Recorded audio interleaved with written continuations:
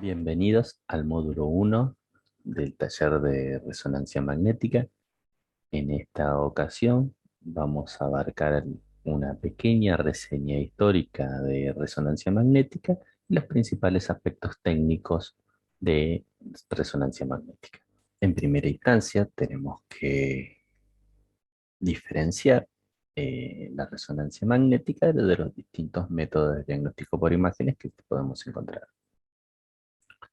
Acá tenemos cuatro ejemplos, como puede ser la radiología convencional o radiología digital directa, el intervencionismo o terapia radiante a través de hemodinamia y la tomografía computada. Y por último, la resonancia magnética. El diagnóstico por imágenes, cabe destacar que incluye distintos tipos de métodos, todos destinados obviamente a la visualización del interior de nuestro organismo, ¿sí? Y también, ¿por qué no?, terapia y tratamiento. El primero de los métodos que podemos ejemplificar es la radiología convencional, ¿sí? Que utilizamos una fuente de rayos X, que estos rayos X obviamente fueron los pioneros en tomar imágenes del interior de nuestro cuerpo, ¿sí? Que consta de una fuente emisora de radiación, ¿no? Y un estativo mural, que puede ser directo digital o puede ser analógico, que va a ser el que capte las radiaciones atenuadas del paciente. En el segundo de los casos podemos encontrar la radiología intervencionista, que se va a utilizar en grandes dosis de radiaciones continuas o en pulsos para hacer una intervención o una terapia a un paciente. El tercero de los ejemplos es la tomografía computada, ¿no? La tomografía computada también va a utilizar rayos X para adquirir imágenes del interior de nuestro cuerpo, obviamente utilizando un mecanismo giratorio de tubo y detectores en contraposición, ¿sí?, con el paciente acostado en el medio.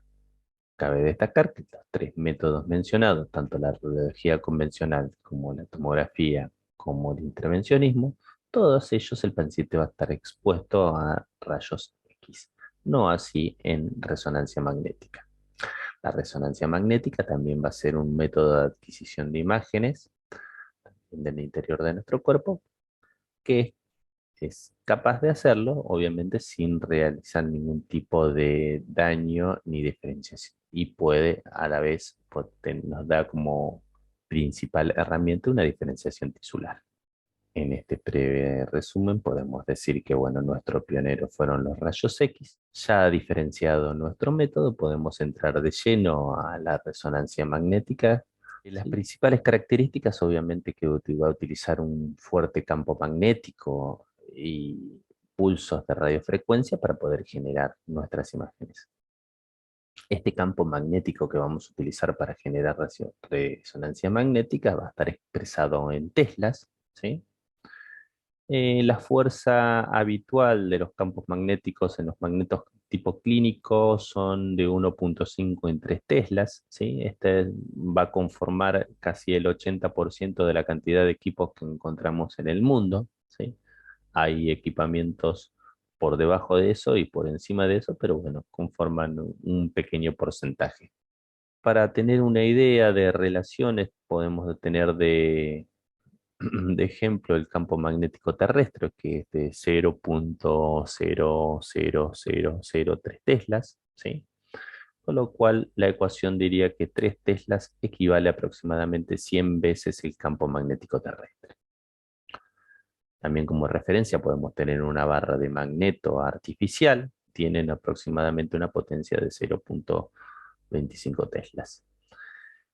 Y tener en claro la equivalencia que un Tesla son aproximadamente 10.000 Gauss.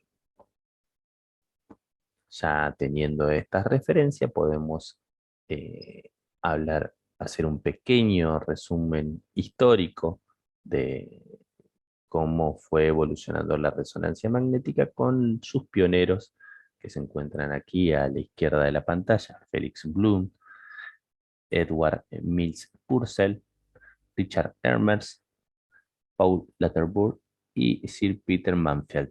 Podemos poner de referencia 1895, que se descubrieron los rayos X, ¿no? Röntgen fue el que lo hizo, ¿sí? Y después de 50 años, digamos, Blom y Purcell descubren el fenómeno de resonancia magnética.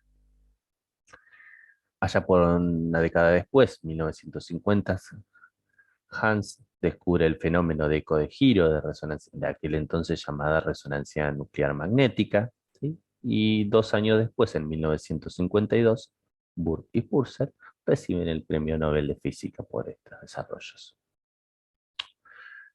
Ya por 1960, Ernst va a demostrar que el análisis de Fourier de señales de resonancia magnética nuclear pulsada proporciona una mayor sensibilidad y flexibilidad a los fenómenos de resonancia magnética de onda continua.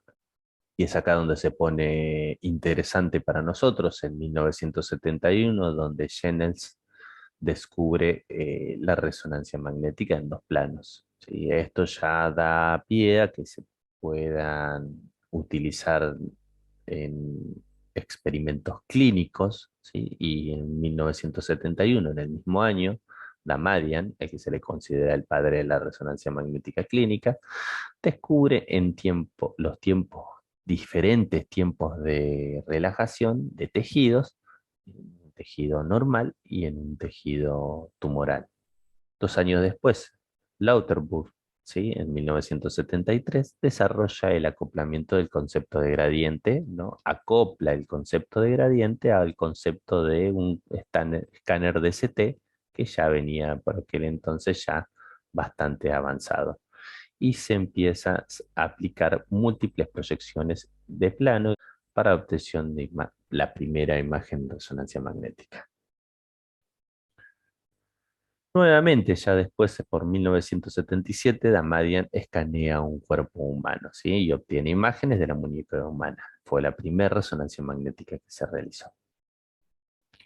2 años después, en 1979, Mansfield inventa el método de selección de corte y descubre que tan rápido puede ser la imagen mediante el desarrollo de una nueva técnica que se llama técnica ecoplanar. Cabe destacar que esta técnica ecoplanar, eh, si bien data de aquellos tiempos, hubo mucho tiempo en el cual no se desarrolló, porque las imágenes, si bien era rápida, las imágenes eran muy poco diagnósticas. Luego, después de un tiempo de desarrollo de gradientes y de potencia de magnetos, recién ahí la técnica de coplanar pudo ser nuevamente utilizada y reestructurada y modificada para obtener imágenes diagnósticas de mejor calidad. Ya casi contemporáneamente, en 1991, Ernest va a recibir el Premio Nobel de Química, ¿no? Por su contribución al desarrollo y la metodología de la espectroscopía, aplicada obviamente a la alta resolución, aplicada en métodos clínicos. En el 2007, Latterburg y Mansfield son los que reciben el premio, esta vez el Premio Nobel de Física y Medicina por sus descubrimientos sobre resonancia magnética. Todos estos temas, todo este desarrollo histórico que lo vimos rápidamente, muy brevemente en esta línea de tiempo, lo van a ver más desarrollados en el material de lectura que abarca este capítulo. Hecho este breve resumen histórico, nos podemos volcar de lleno a los aspectos técnicos en cuanto a una máquina de resonancia magnética. En cuanto a los aspectos técnicos, la obtención de estudios de resonancia magnética va a requerir de una integración de equipos sofisticados con diferentes componentes que van a interactuar, y por ello fundamentalmente se considera que un sistema de resonancia magnética consta de dos tipos de equipamientos, ¿sí? Uno especializado que va a estar formado por el imán principal, los gradientes y las antenas de radiofrecuencia, todos ellos relacionados con la conformación de imagen. Y por otro lado, la sala de control que va a gestionar las órdenes de trabajo y las señales van a ser transformadas en ese lugar a imágenes. El área física de un equipo de resonancia magnética debe tener un diseño cuidadoso, con suficiente espacio para que todo el equipamiento, además de las salas de esperas del paciente, con cumplimientos obviamente de medidas de seguridad en relación con la contaminación acústica del equipo y las fuerzas del campo magnético, ¿sí? Y este conjunto va a requerir una fuerte inversión económica para realizar la compra de un equipo de resonancia magnética, ya que obviamente todo esto lleva asociado unos altos costes de instalación y de mantenimiento. El equipo principal lo va a componer obviamente el imán, elemento esencial para poder crear el magnetismo en los tejidos del paciente, la radiofrecuencia, que va a perturbar el campo magnético estático y va a generar la señal de los tejidos para obtener la imagen, los gradientes, y el tercer elemento importante en este conjunto tecnológico que participa en la selección de corte y localización de señal.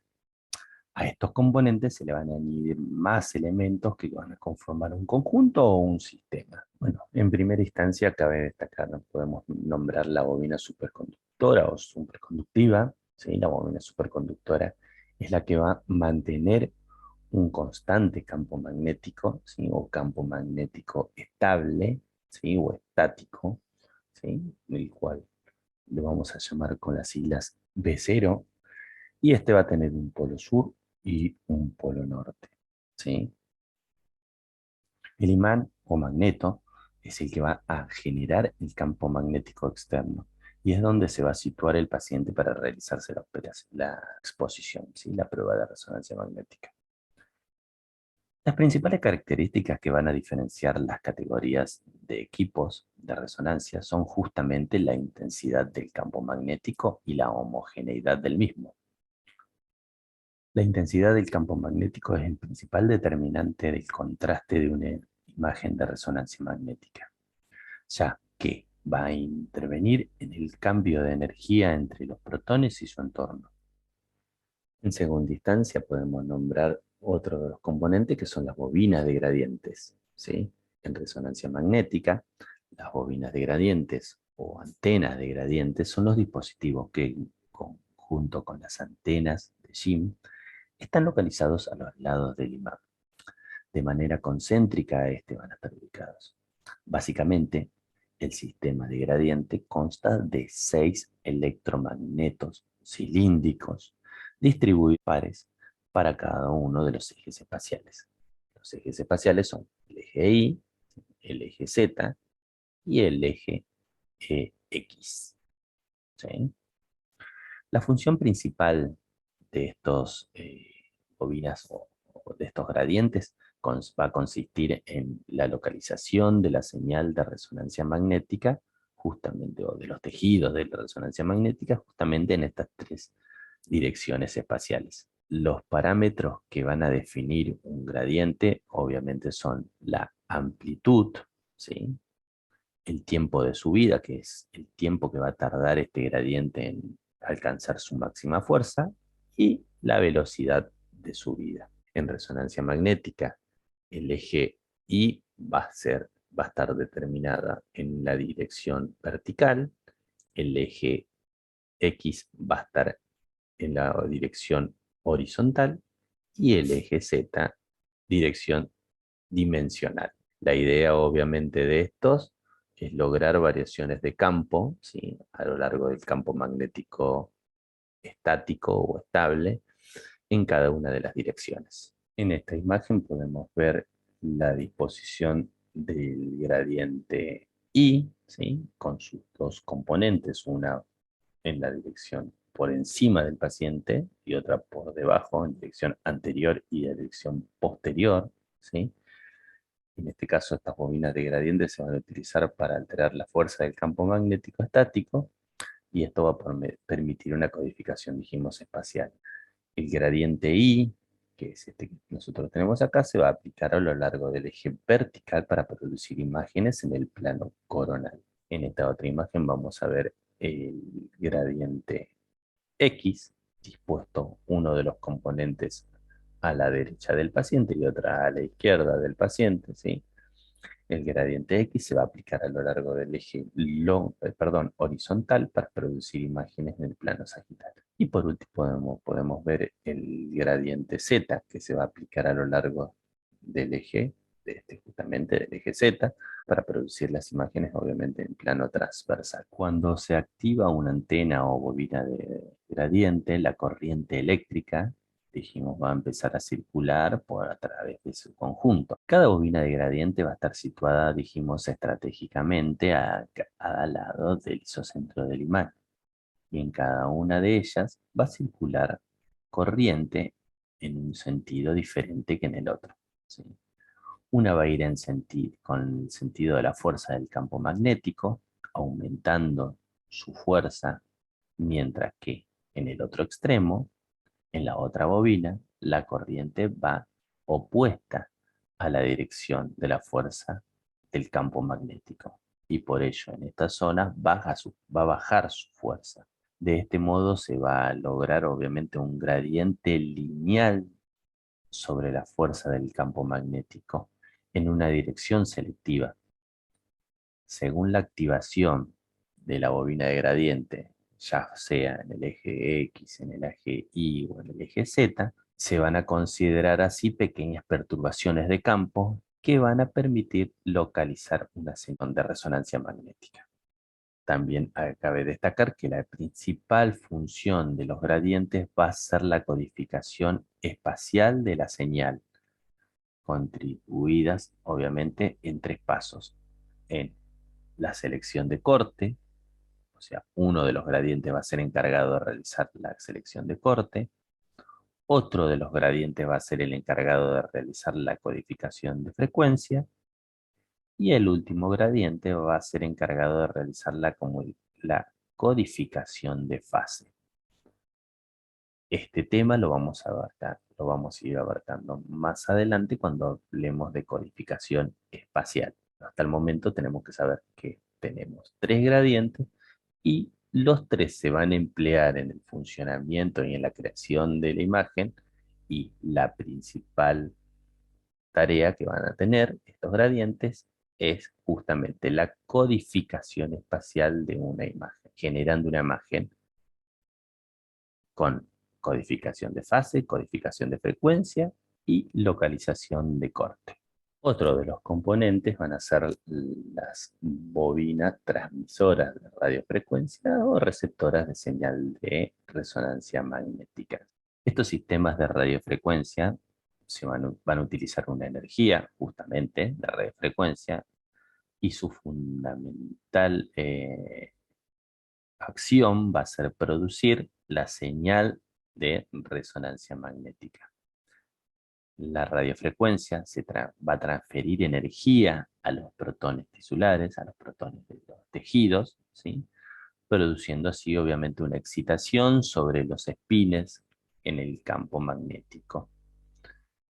Cuando alcanza una frecuencia de espectro, de un espectro electromagnética determinada, va a ser cuando se va a producir la entrega de la señal de resonancia magnética. Para poder producir una imagen, la radiofrecuencia transmitida debe ser de igual frecuencia que la precesión del hidrógeno para conseguir, obviamente, este efecto de resonancia. Esta frecuencia de precesión también va a estar muy próxima a ondas de radio que pueden llegar a encontrarse en el entorno, por lo cual también va a ser necesario realizar un aislamiento de dicho recinto, ¿sí? Hay que aislarlo del entorno externo. Esta radiofrecuencia se va a transmitir en un corto periodo de tiempo que se conoce como pulso de RF o de radiofrecuencia, y que va a colaborar de manera importante en la producción del contraste de la imagen de resonancia magnética. En este diagrama, ¿sí?, vamos a poder encontrar más desplegado todos los componentes que estamos nombrando, ¿sí? Encontramos de los extremos el sector computarizado, ¿sí?, los ordenadores, y en el otro todo el hardware que compone el magneto. Esto lo vamos a llamar sala de control, ¿sí? Sala de control de secuencias, donde vamos a controlar qué tipo de estudio vamos a realizar. Esta va a dar una señal a un transmisor y un amplificador de RF que va a dar la orden de realizar los pulsos de excitación a la bobina de RF. También desde la sala de control vamos a controlar las bobinas de RF. Ellas van a entregar van a recibir un ecopulso de resonancia magnética, también lo van a enviar a un receptor y este receptor lo va a enviar a la sala de control.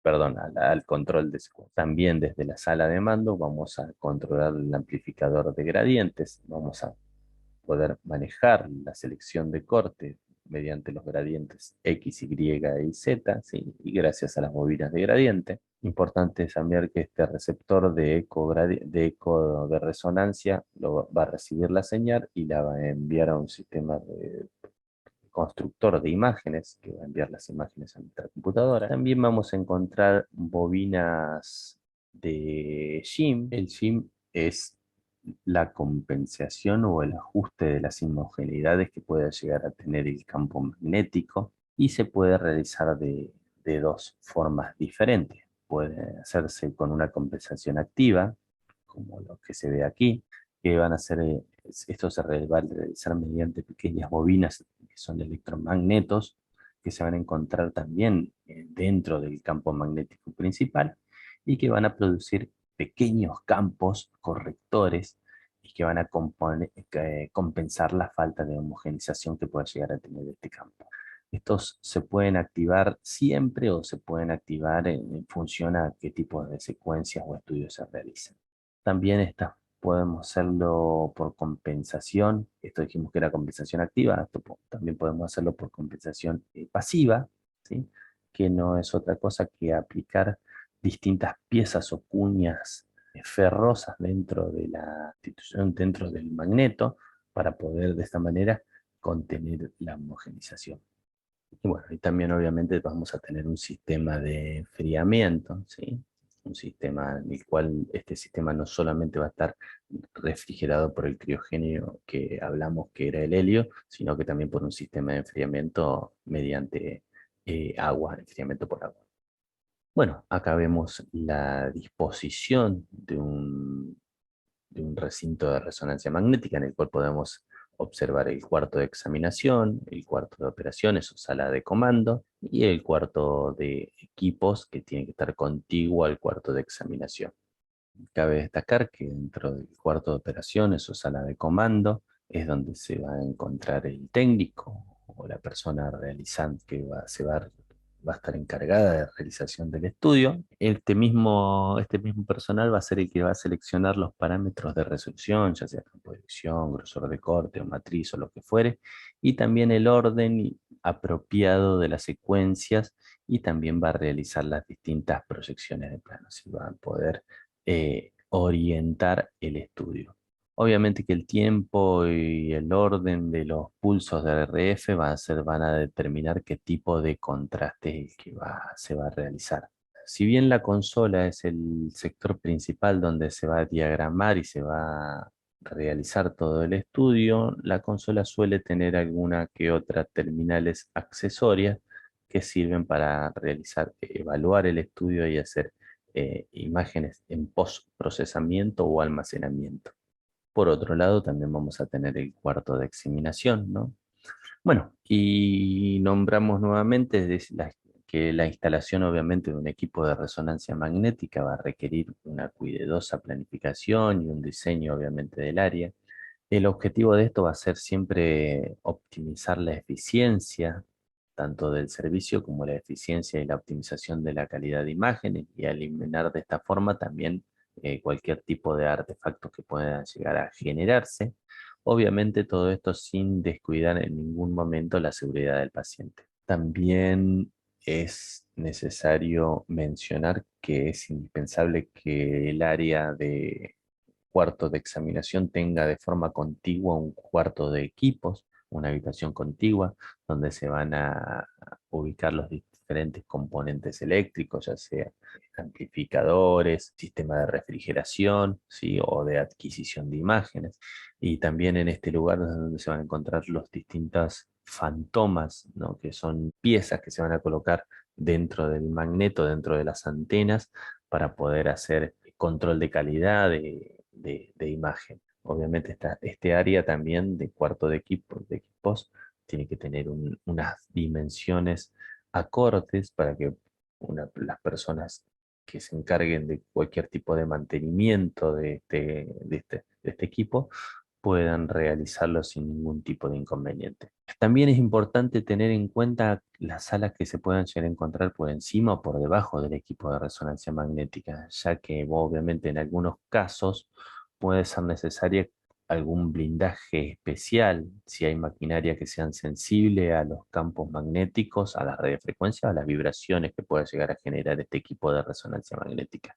Bueno, la sala obviamente tiene que ser suficientemente espaciosa como para permitir el movimiento no solamente de las partes móviles del equipo, sino también del personal involucrado en la realización del estudio. También obviamente deben encontrarse algunos accesorios, ¿no? Como por ejemplo un carro de paro compatible con resonancia magnética, ¿sí? Para poder ser asistir en algún tipo de inconveniente que pueda llegar a tener un paciente o si se realizan estudios con sedación. También debe haber un armario en el cual se puedan colocar bien acomodados todas las antenas que pueda llegar a tener el equipo, ¿sí? Las antenas de radiofrecuencia, cojines, batas, sábanas, todo lo inherente a la realización de un estudio.